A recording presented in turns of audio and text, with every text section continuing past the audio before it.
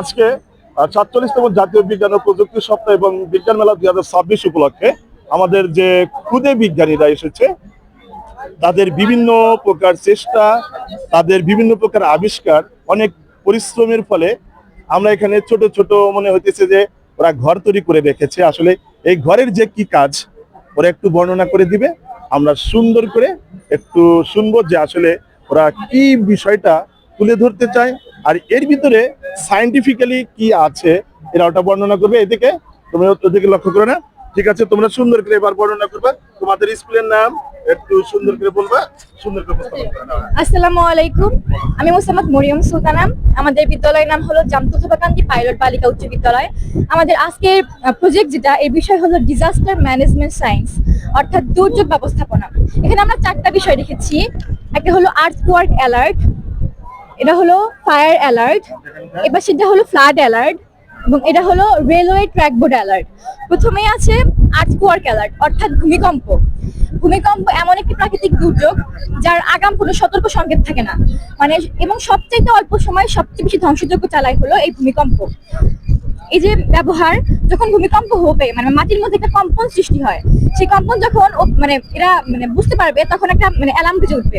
যখন এই যে এর সঙ্গে লাগছে অ্যালার্ম বাজছে, মানে যদি আমি বর্তমান সময়ের কথা ভাবি তাহলে 25-এর শেষের দিক থেকে 26-এ এই পর্যন্ত 6 থেকে 7 বারের মধ্যে ভূমিকম্প হয়েছে। বিজ্ঞানীরা কিন্তু বলেই দিয়েছেন যে এরপর আরো বড় ধরনের ভূমিকম্প হওয়ার সম্ভাবনা রয়েছে। সেই কথা ভেবে জনগণের জন্য এবং সবার ভালোর জন্য আমরা এই প্রজেক্টটা তৈরি করেছি। এরপর হলো রেলওয়ে ট্র্যাক বোর্ড অ্যালার্ট। এই যে এখন অ্যালার্ম বাজতেছে, ওখানে লাগাই দে।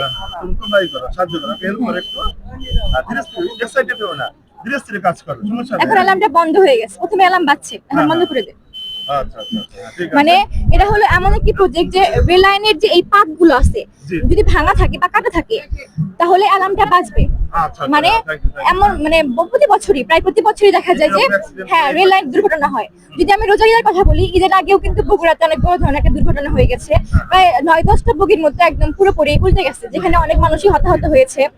তো তার জন্য এই প্রজেক্টটি আমরা তৈরি করেছি।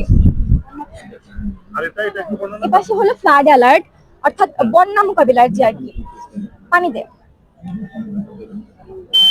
এই যে অ্যালার্ম বাজতেছে, আচ্ছা আচ্ছা আচ্ছা, পানি পানি মানে ওটা পানি কি হলে হ্যাঁ আচ্ছা আচ্ছা, একটা নির্দিষ্ট মাত্রা থাকবে যে কত উপরে উঠলে মানে অ্যালার্মটা আসলে বাজবে। যখন পানির সংস্পর্শে আসবে, এটা মানে ওই পানির সংস্পর্শে তখন অ্যালার্মটা বেজে যাবে। আমরা এমন একটা লেভেলে স্থাপন করব, ওই লেভেল হইলে তো আমাদের বিপদ সীমার উপরে চলে যাবে, আর তখন এটা আমাদের সংকেত দেবে, তাই তো? হ্যাঁ, থ্যাংক ইউ। হ্যাঁ, এটা হলো ফায়ার অ্যালার্ট, মানে আগুন। মানে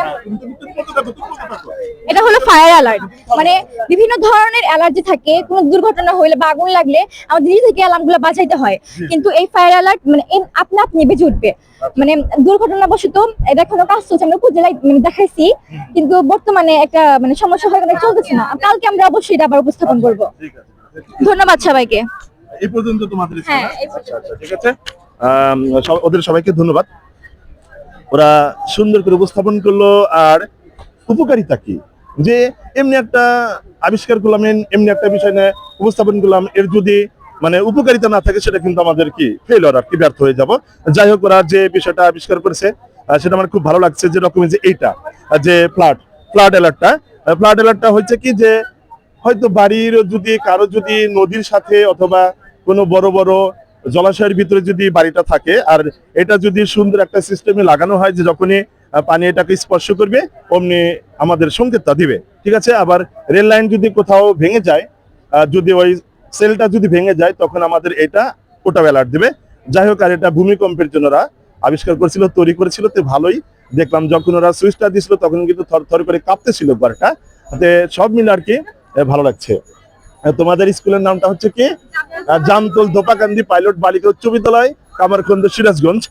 ওদের জন্য দোয়া রইল, ওরা আরো যেন এই বড় থেকে আরো বড় কিছু আবিষ্কার করে আমাদের দেশ জাতিকে এগিয়ে নিয়ে যেতে পারে, সারা বিশ্বের দরবারে যেন আমাদের তুলে ধরতে পারে যে হ্যাঁ, বাংলাদেশ নামে একটা দেশ আছে যেখানে ছোট ছোট বিজ্ঞানীগুলা অনেক বড় হয়ে অনেক বড় বড় জিনিস আবিষ্কার করে।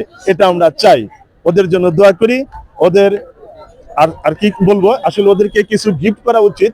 যাই হোক, ওদের জন্য এখন শুকনো একটা করতালি দেবো। তোমরা সবাই একটু ওদের জন্য করতালি দাও, সবাই এক জায়গায়। Thank you very much. সুখে থাকো, ভালো থাকো, বড়। ওকে, আল্লাহ হাফিজ।